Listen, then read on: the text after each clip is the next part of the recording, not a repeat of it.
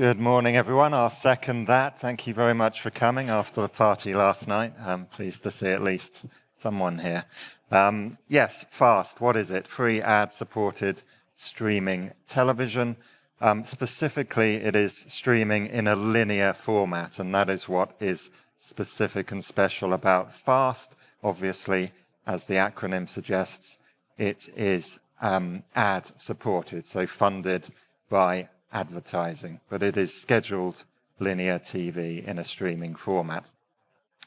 And then where do you watch FAST? Well, I did a panel a couple of weeks ago in LA on FAST, the biggest market for FAST at the moment, and some of the questions that came in on the iPad were, where can I actually see these channels you're talking about? So there is a lot of a lack of knowledge and information in the industry. Platforms like Tubi, platforms like Pluto carry hundreds of FAST channels, certainly in the USA, Samsung TV Plus, and others. Why is it interesting? That's kind of a key question. Well, it's interesting for content owners because it offers an opportunity for direct monetization. That monetization is usually through a revenue or inventory share on the advertising with the platform, and obviously it's another way to make money from content. And if you window correctly, it does not preclude other forms of making money, like licensing that content to channels and platforms. So why FAST? Why is FAST such a hot topic at the moment? Well, these couple of graphs hopefully answer that question. Blue line, TV advertising. Purpley pinky line is online video advertising. And you can see that there's been a fairly significant and drastic inflection within the last couple of years, i.e. one has overtaken the other and is growing very, very strongly, while TV advertising is largely flat. Now, that's not quite the whole picture, because a lot of that, and you'll see on this graph, a big blue chunk is social media video. So it's all video advertising, but a big chunk of it is coming from Google and Facebook. And what does that mean? It means that the small bits at the top are the more directly comparable with what we think of as television, so long-form video on fast channels, AVOD platforms, and broadcaster-led streaming services. Today, AVOD and FAST worth about 9.5 billion. FAST only about 2 billion globally, and most of that market at the moment is in the USA. So for that reason, FAST is a big market in the US, not quite so big elsewhere, and you can see here who the major platforms are. So we have Tubi, Peacock, Pluto TV as the leaders in that market, Roku somewhere in the middle, and then the also runs at the moment, the smaller platforms like Samsung and Stir. So a growing market. What that graph tells you is that 1 in 5 American households is watching each of those major platforms, so Pluto, Tubi, etc. And overall, around a third of US households watch FAST or AVOD platforms each month. So a fairly significant market. The other takeaway from this graph, of course, is the much smaller blue bar there, which is how many people watch in Europe. And that is 8%.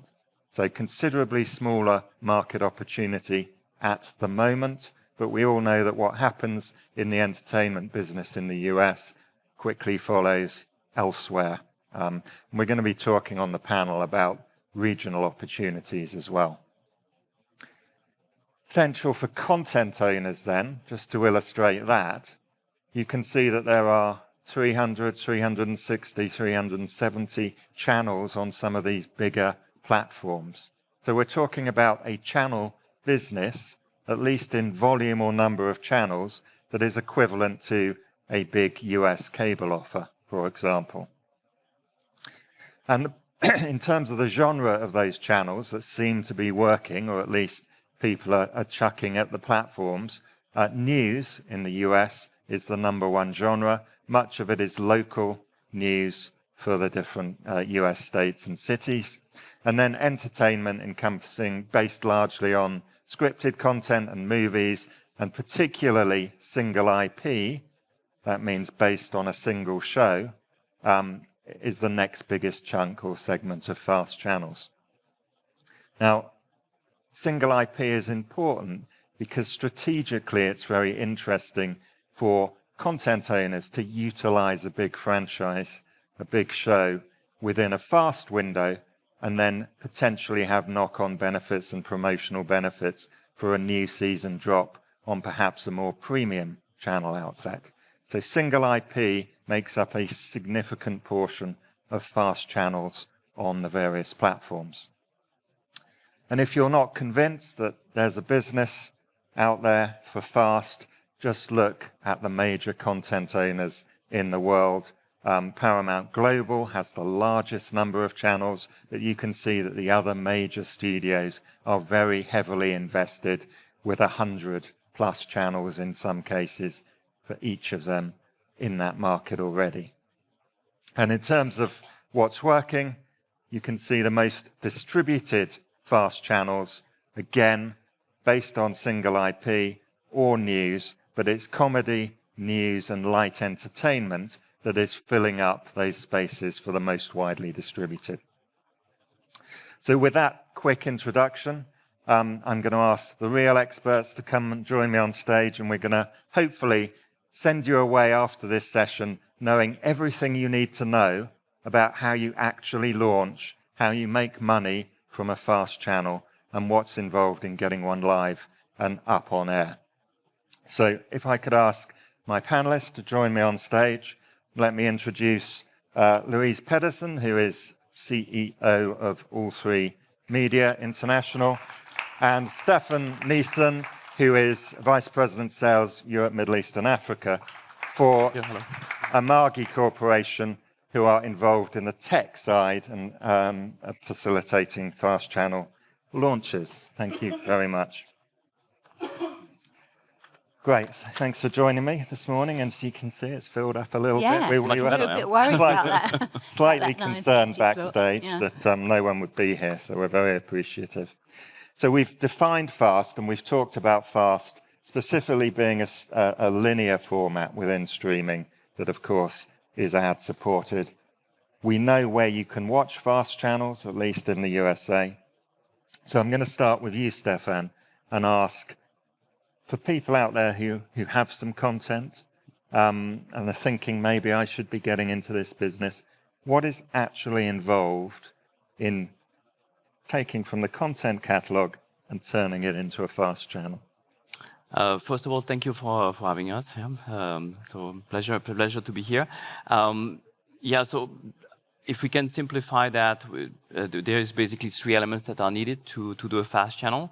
Obviously, we need video assets. We can debate how many hours are needed, but roughly we get a number around 100 hours of unique content to start a fast channel, and roughly about 20-25% of refresh on a monthly basis. Those are kind of the rough numbers that we see from a platform to another platform. Second key element is the metadata. You need metadata to provide and create EPG. You need metadata to provide information to the ad servers to enrich basically and get the best monetization possible. So those are really the 2 key elements needed for building a fast channels. You need artworks, description of the channels and stuff like that on top of it. What is needed after that is basically the effort is scheduling. So you need to spend quite some time on the editorial aspect of the channels, understand your audience, depending on the type of the channels, if the audience will be in the morning, in the evening, and try to optimize that to get the best engagement possible. And those are the key elements I would say needed for. But in terms of the technicalities of getting the content on air, in inverted commas, what's involved after you've sorted the metadata, after you've got your schedule in place? So you need a playout solution, basically a cloud. I mean, most of the playout solutions are actually cloud playout solutions, so that they do not involve any hardware and everything. They are all in the cloud, so they can be accessed by any browser, roughly. So it's pretty simple to put into operation. There is content is loaded on the cloud, on the storage in the cloud, and then all the scheduling is also done, I would say, on a browser-based application. So it's pretty straightforward. The key elements after that is basically the ad server configuration or the ad operation, and there could be more work. It can be done by the platform. It can be done by partners. It could be done by the content owners, such. So there are different engagement depending on the type of platform and the content. Yeah. Okay. So 100 hours, you heard it here. That may be a disputed figure. I've heard a variety of figures, but 100 hours, not too much content to get a fast channel up. And you talked about refresh as well. Yes. Could you just... Yeah, so this is an average number, yeah? Yeah. The more the market is competitive, if you look at the US, for example, which is a very competitive market now, I would say that this number may probably be a bit higher than that. If you look at some markets that are really, I would say starting, probably a lower number is sometimes acceptable. But in general, platforms are asking around 70 hours plus to start with, yeah. So, okay. So let's start then. If that's technically relatively simple to upload content into the cloud, upload a schedule, get it played out by a partner and provider, configure the ad servers. What about the money and the business? And Louise, I'll bring you in here.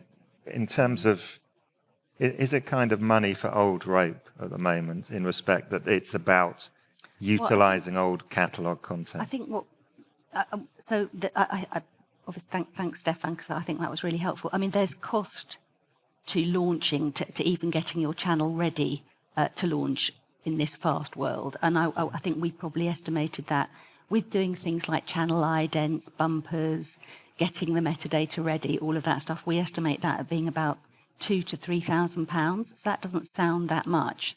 But you've also then got your monthly running costs. So you have to pay these guys. What are you called? A digital programming partner or something, aren't you? So, a platform provider. Playout yeah, such, a playout. So obviously you're paying someone like Amagi or Whirl every month to play your channel out.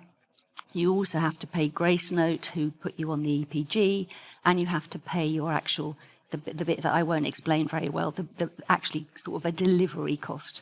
So your running costs every month are about, 4,000 to perhaps a bit less than that, 3,000 a month.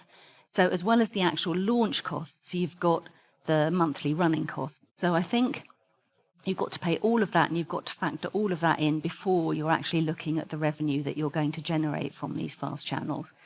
And it's not that much. So again, we looked at some sort of data across all the channels that we have in the US and the UK, and per million views, we think it's probably about €1,000. So, you're having to look at an awful lot of views before you're seeing a significant amount of revenue.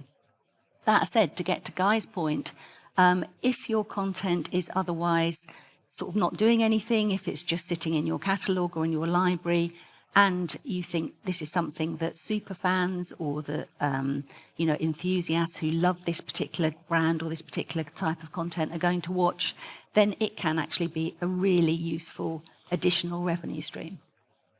So it's a really interesting point, because there are many, as you saw from some of those charts, there are super niche channels, and then there are channels based on really popular shows and franchises. Yeah. And both models seem to work, although let's see in a few years how many of those channels are still around. But it's really interesting to hear £3,000-4,000 ongoing monthly costs, £4,000 or £5,000 to launch. So we're not talking about the old days when it was £1 million for an analog transponder on a satellite. It can be. I mean, it depends really also on where you're distributing. I mean, to come back on, for example, the EPG part. I mean, Grace Note is requested for some platform like Freewee, but if you're not on Freewee, it's actually not needed. So that's quite a heavy cost. And it depends really on which platform you are distributing. Some platforms are only requesting HLS, so it's basically a flat fee, it's just CDN, I would say variable cost according to the performance of the channel. So yeah, it depends also where you deliver. Yeah, and some of the platforms are also sponsoring CDN and SSRI as well. So there is also this aspect of cost to take in account. So it's not it's very with the multiplication of platforms, and platform has a wide range. It's not only Roku or Tubi and so on. It's also operators also joining in. There is also a kind of I would say engagement model which is a bit different, and cost is also present or not depending on the platform. And just to explain the acronyms there, CDN is a content delivery network, which is a cost for streaming or delivering the content to the servers, right? So coming on to the business, we talked about, obviously it's an ad-supported channel, but in terms of the channels making money, there are two fundamental models, one of which is revenue share, one of which is inventory share. What are you seeing as how that's evolving? Which one is working better? Louise, maybe you can talk. Yeah, I mean, to start with, all of our deals were on a revenue share basis. So again, I think just to really explain that, it's basically a share of advertising around your content. Literally over the last sort of 6 weeks, because this market just changes so quickly, we've started to look at the inventory share, and that's where we sell some of our own advertising around the content, and let the platform sell the other 50%. So typically you might split that 50-50. And the reason that we're looking at that is that we're seeing some quite interesting projections from people who want to sell our advertising. And some of the advertising, because this is a new space, because it's changing all the time, some of the advertising around our content has remained unsold. So if we think that we could take it, work with a partner and sell it, as opposed to it remaining unsold by a platform, is something that we're going to look at. And I think Banijay just announced a partnership last week, didn't they, with a company called Maglite, I think. Yes, absolutely. To do that. So I think, look, the exciting thing about this model is that it's just changing the whole time. So at the moment, we've just done revenue share deals, but I think we're going to move towards the inventory share in the next couple of months. And Stefan, you're seeing the same sort of pathway and evolution? Absolutely. So in general, if you look at the US market, I would say so it depends on the maturity of the platform and the region. It's not so easy answer. If you look at the US, it's quite structured. The programmatic is well structured. I mean, if you look at the market, US is probably 2 years in advance. Yeah, probably UK, Germany are very well advanced already, but they are still behind, I would say, from a maturity perspective. So, and specifically the monetization is really in late, I would say, comparing to US. So in the US, you get much higher CPM, much higher fill rate. So fill rate basically is how much of your old ad opportunity are filled and served by advertisements. In Europe, we see a much lower number, but it's something that will evolve in the future. It's like a chicken and eggs approach. It's going to be step by step filled. So this is where in Europe it's quite interesting, and I completely agree with Louise. Specifically in Europe, it's quite interesting to do inventory share, because it's if you know your market, your national market, and you can work with agency or partner locally, you get immediately a fill rate which is going heavily 30, 40, 50% higher than what you get if you let the platform do it by its own.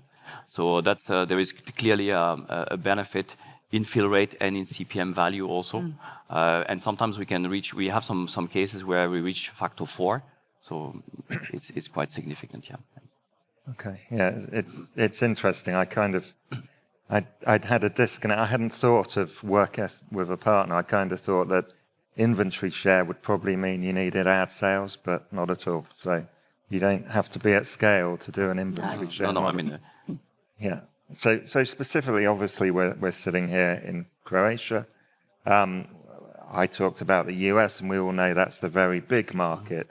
But what are the specific opportunities in this region that people should be aware of, and how perhaps does that differ from the way things work in the US? I think the US has been such a big growth market because there isn't really a sort of, or there hasn't been a sort of BVOD catch-up service there. So that plus the kind of integration of various smart boxes into smart TVs has meant that there's kind of there's a demand for content that isn't being filled by the local broadcasters or cable operators. I think that the other thing is that it's a huge market of huge scale, massive population. I think here, if you've got or in this region, if you've got a kind of show that has been very popular, has got lots of hours, then there probably are opportunities with platforms like Freeview or Samsung or some of those platforms who are planning to launch in the region. That said, I feel like Fast is a scale play. So if you're operating in a market of 3 to 4 million people, I'm not sure how cost effective it's going to be and whether you'd be able to make money from it. That said, it's changing the whole time, so what do I know? I might be completely wrong. But at the moment, for us, we are very heavily focused on the US. Our next market is the UK, Germany after that, and then with Australia coming. But you're looking at markets with, significant population sizes where you can get enough views to make the cost of launching worthwhile.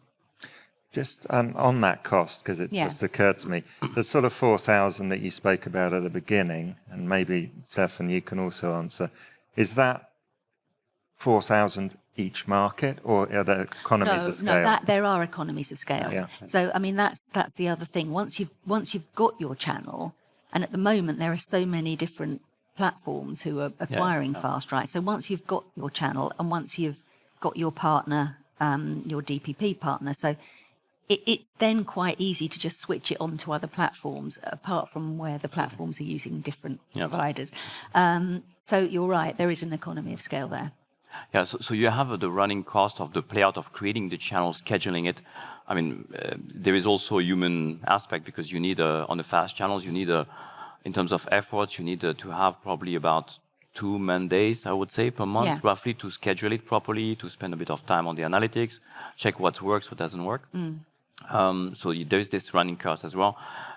In terms of the region, I would say, if you look at Europe, I'm a strong believer that Europe will be a telco market in fast. So that's my belief on that.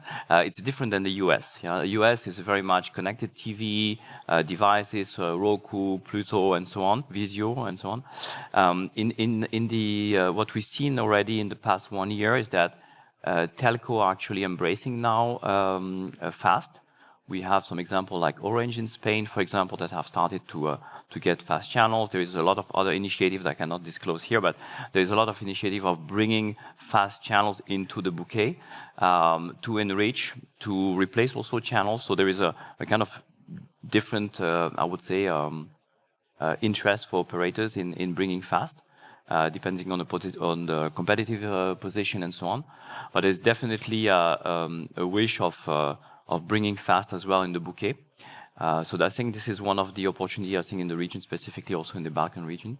And then on top of that, you have also broadcasters that are also bringing now fast channels. So in the example of ITVX, for example, bringing platforms and content. So there is the two aspects. So we see also a lot of broadcasters also now starting to tap into their catalog and also bringing awareness. In the panel that we had in London also recently, ITVX was also talking in the panel, and they were saying that one of the main interests for them is to have this kind of cross-platform exchange on the ITVX versus the normal broadcast channels, and they are able to track the traffic between the two, and they see much more engagement also on the linear channel. And also adding revenue on that. Yeah. So it's interesting. So in terms of, and Louise, you said how fast the market it is in terms of change. Coming to the content, has there been any evolution of what's working and what's not in terms of what makes a good fast channel, what makes high viewer engagement content-wise? And has that changed over the last 1 or 2 years? I think what's working for us are programs where we know that there's already an audience. So probably our most successful channel in the US is Midsummer Murders, which has always been an incredibly successful export for us, and that we've launched our Midsummer Murders channel on a number of different platforms in the US, and it's done incredibly well. But I think it's about people who were aware of the show kind of then being able to binge watch it. And we find that most people who engage with the show on Fast stay and watch minimum of 2 episodes, which is really interesting. So there's kind of the super fan section of the audience, and then there's also areas where you get people who are really interested in a particular topic. So we've just launched our Monty Don channel. Monty Don is a very well-known British kind of garden expert. And because you get people who absolutely love gardening and it's a passion and a hobby, there are channels that work for those hobbyist kind of audiences as well. What we've struggled a bit more with, we tried a Towie channel. Towie is a sort of reality ITV show, what we call a scripted reality show. And that didn't work as well, mainly because it's very hard to schedule something where there is a linear story. So self-contained episodes work better because you've got people coming in and out the whole time. So that didn't do as well. And I'm sort of questioning, there's multi-genre channels. We have one called So Real, which is a factual fast channel. That does okay, but not as well as the kind of hobbyist or sort of superfan type channels. So that's the type of content that we're seeing work well. I haven't seen any massive push into different genres, though. You were telling me something interesting backstage, Stefan, so I'll hand over to you. So we see a lot of sport channels actually now popping up. We have launched recently NHL, some NBA, so there's quite a lot of the big leagues also that are now starting to embrace as well. And of course, you can imagine it's really... So the logic here for them is also to go to do cross-selling also on their OTT apps and so on, because by dragging people from the fast channels into the app, and then after selling matches on demand and so on, it's a fantastic way for them to upsell. This is really interesting. So we see also paddle channels, tennis channels and stuff like that also that are quite popular. Again, it's very fan related. And just circling back from what you said also, it's also depending on the brand. We see that a lot. I mean, national broadcaster, for example, that are launching, they can do probably much easier kind of generic channel, not specific. I mean, we have the example of TF1 in France, for example. They've done specific type of channels, like documentary, like reality show and stuff like that. And it's very, very popular. It's on the top 5 in France. But because of the brand and the naming, it's very popular. Yeah, so it's really down to also it's the quality of the content at the end of the day. Yeah. So Midsummer Murders, obviously an example of a single IP channel, and for those who don't know Midsummer Murders, it's set in a small English village that has a horrendous murder problem, but an excellent show. But an example of single IP, which is one of the key business models or formats for fast channels, and why that is potentially interesting. And Louise, perhaps you can comment. Potentially is the way that it fits in to a wider content strategy for a large content owner, because obviously you're not just doing fast. You're licensing that content elsewhere. You have other outlets. How does that fit in to the wider strategy? And what are some of the benefits, perhaps you touched on earlier, to help with new seasons of a show and that sort of thing? I mean, for us right now, Fast is not a place where you would premiere the first run of a new show. So that would happen on, either a linear platform or a pay TV platform or an global SVOD. That's where you'd put your first series, your latest sort of premiere of a recent series. Fast is much more to go back and put the older episodes in Midsummer Murders, I think we're now 25 years old or something. So, you'd put your older episodes on fast, and you'd ideally sort of play off the premiere on the other channel, and just kind of on your social media promote the fact that you can watch the older episodes on the fast channel. So for us, it isn't at the moment at the sort of top of the broadcast food chain. It's something where it allows you to just offer older episodes that might have expired with your primary licensee. In the US, the model has been very much a non-exclusive one. So we have our Midsummer Murders channel on, I think about, Gary Wolf, who runs that, will tell me off, but I think it's on about 7 platforms in the US at the moment. And then it is on AVOD as well, it is on SVOD, and it's on linear. So the show with various different windows for various different series is very widely available across the US. But fast is not something that we are putting. As I say, we're not putting it as a sort of place to premiere at the moment. And Stefan, you've talked about the telco potential in Europe. Mm-hmm. Do you think that changes things in terms of the model of what works? And you also mentioned when we chatted last week, some telcos thinking about or actually replacing their thematic channels with fast instead. So talk about the specifics of Europe and this region. Just before I go to the point, just to add on what we said, which I agree, I would say for most of the catalog, I would just add something related to the platform and the originals. A lot of platforms are actually also bringing their own originals. So if you look at Samsung, for example, there is Samsung branded channels. So they are produced by Samsung, for example. Similar for Rakuten. So a lot of platforms are doing that also to differentiate. And in this case, they're actually sourcing exclusive content. So that's something where they put much more premium because this is their flagship and they want to differentiate. So there is much more investment in their O&O channels. We see also there is one service which is quite amazing also is the fact that you start to also have the SVOD platform embracing fast as well. So if we take the example of NBC, for example, NBC has Shahid, which is basically the Netflix of the Middle East, if we can say that.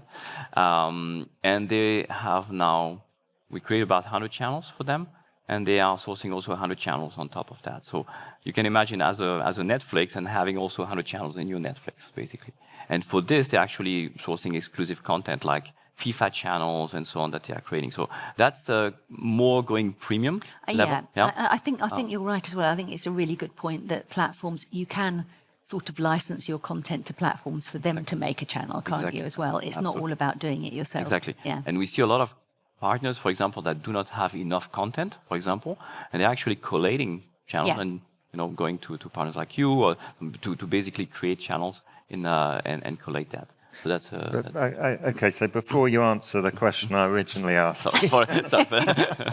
let me ask about original, because what it sounded like you were talking about there was exclusive acquisition for a fast channel. But we've been hearing about funding original production for fast channels. Not much. We're not tracking. It's the beginning. We're at the beginning. Firstly, is the money really there at the moment, or is it a loss leader? And secondly, what sort of content is it that's getting made exclusively? Well, I mean, if we look at, we have some content owners, I would say, for example, on Roku and some that are doing 6 figures revenue per month on fast, So yes, there are some, not everybody is doing that, is reaching this level, but there are so yes, there are, in this case, some room for acquisition of exclusive content or for funding. It's not in every genre, but it's there. And we see definitely a premium.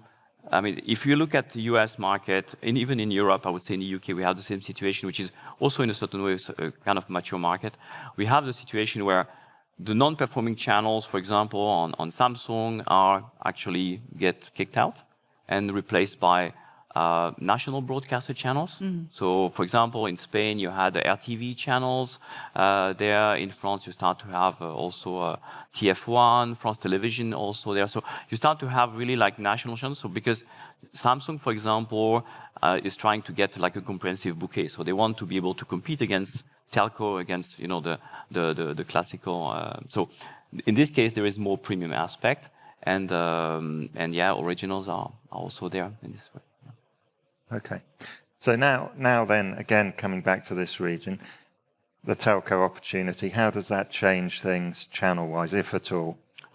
So from my perspective, the telco have, so there is two things. I mean, I like the example of Spain because it's a good one in terms of how does, so if we look at Spain, we have, Samsung is the largest platform today in fast.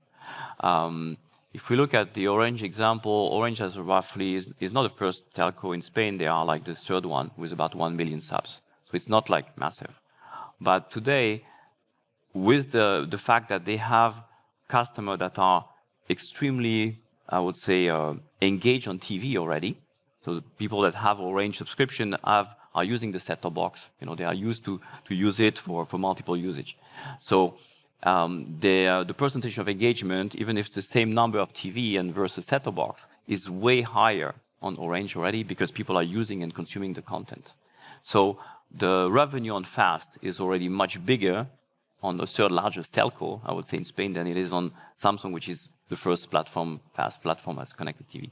So it gives an idea about the potential. I mean, it's not even Telefonica, it's not even, I would say, the second one. So it's huge. I mean, if we take the French market, for example, it's about 20 million set-top box. If we take Germany on cable, it's about 20 million plus, I would say, set-top box, I would say. So it's a huge market, it's a massive market, So it will be definitely much higher than connected TV can do, I would say.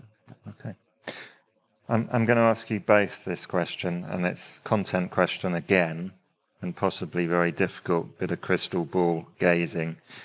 We know there are hundreds of fast channels. Not all of them, of course, will survive. Some are very niche. Some are very, based around very popular shows. Some are pop-up channels. That's another business model where a channel is briefly on air, maybe around a season like Christmas or an event. So given all the activity, where's the untapped opportunity today? Goodness. I mean, I'll speak for what we're looking at. Again, we're looking at shows that have got volume, because that is key. I think we operate on the minimum of 100 hours. Yeah. We're looking at shows that have already done quite well internationally in terms of where we've sold them. And just kind of thinking, okay, what can we do around, and also hopefully where you can work with the talent and get some engagement from them in promoting your fast channel, in offering a little bit of original content around your channel, or original promotion at least. So we're just continuing to kind of build out at this point around shows which have got which tick those boxes. I think we are seeing, I mean, to your point, we're seeing churn. It's working out what channels are worth launching and which we think stand the best chance of staying on air for a couple of years or longer if possible. But in terms of kind of new trends, I just think it's being very creative around our catalogue. Our catalogue is 30,000 hours, so there's enough material there. We just need to be smart about what we're launching. I'm not seeing anything that I think, gosh, there's a massive wasted opportunity. Although we don't have any sport, otherwise we'd be looking at launching that. So for us, it's just doing more of the same, really. Yeah. I mean, to join the point, I see two main areas where we see some kind of growth. So sports, definitely, as you mentioned, that's definitely a lot of leagues and so on are definitely joining, and it's a huge. It's a lot of money. I mean, we have DAZN we launched with DAZN, for example. It's just the beginning, It's like we launch a match on the spot and so on. So it's going to be really massive. And then there is a lot of cross-sell between platforms and premium matches. So that's one aspect. The other aspect, which probably also has some potential, is the the ethnic content.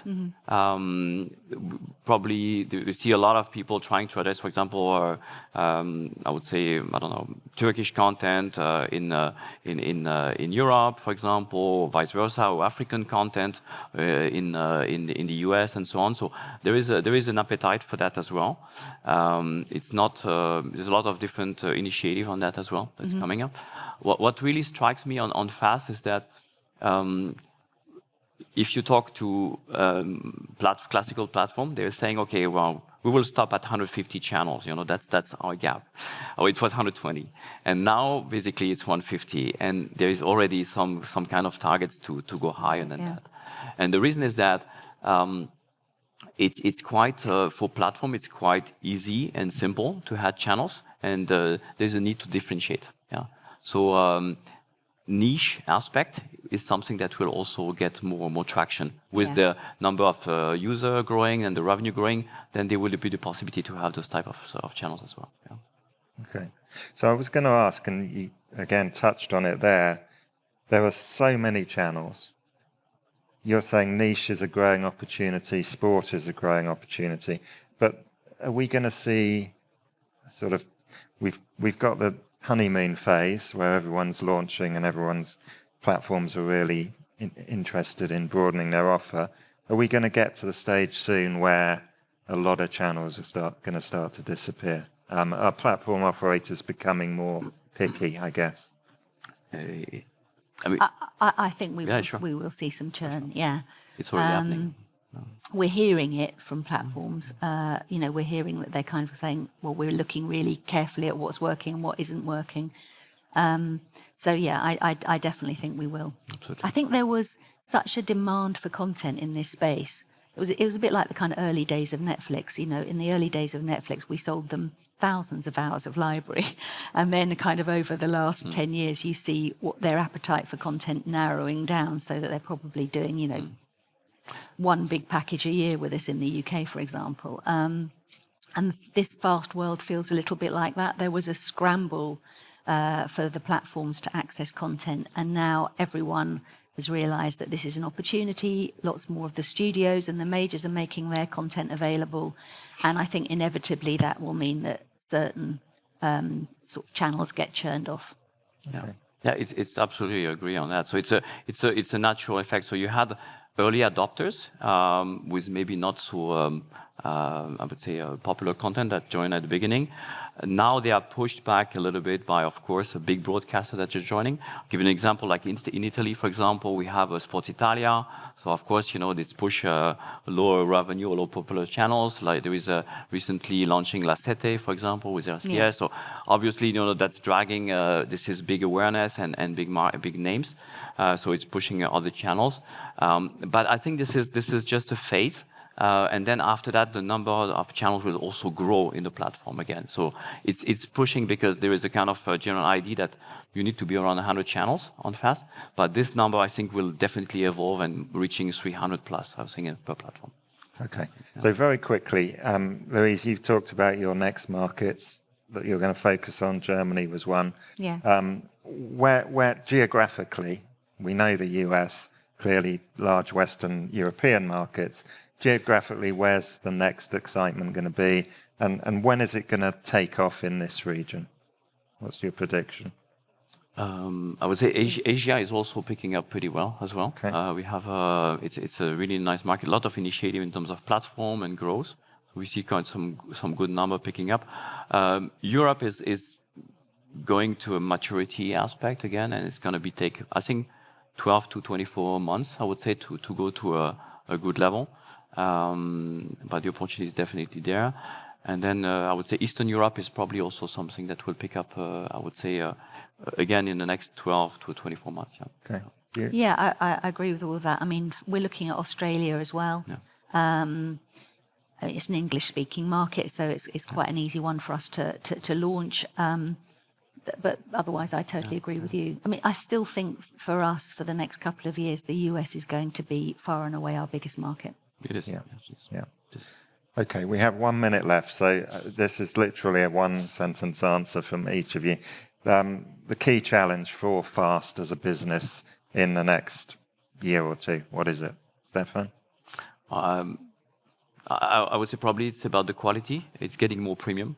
So that means you need to put quality, you need to put, the channels are now to be like real broadcast channels. So it's like graphics, it's like, engagement, QR codes. I mean, there's a lot of things that needs to be put and also investment to be put in to have something of quality. I was conscious of it. And Louise? For us, I think as a distributor, it's about moving into the channel management business, which is a completely different field for us, and learning how to package and promote our channels well. And it's also about making sure that we're we're monetizing it effectively. So it's exploring this kind of ad inventory model and making sure that we are maximizing the revenue from the advertising around our content. Great. So the red timer of death has gone negative, so we're in trouble. Let me just summarize what I hope you've learned today. Firstly, hopefully you know what a fast channel is, if you didn't already. You know how much it's going to cost you to launch a fast channel and what the ongoing maintenance costs will be. You know what the opportunity is internationally and specific to this region. Talk about telcos as partners. And so hopefully you will leave this room knowing everything you need to know about fast, but we're afraid to ask. On that point, please don't be afraid to ask if you want to grab one of us after the event and have a quick chat. But please join me in thanking our experts and panelists, Louise Pedersen and Stefan Niesen. Thank you very much. Thank you. Thanks, Guy.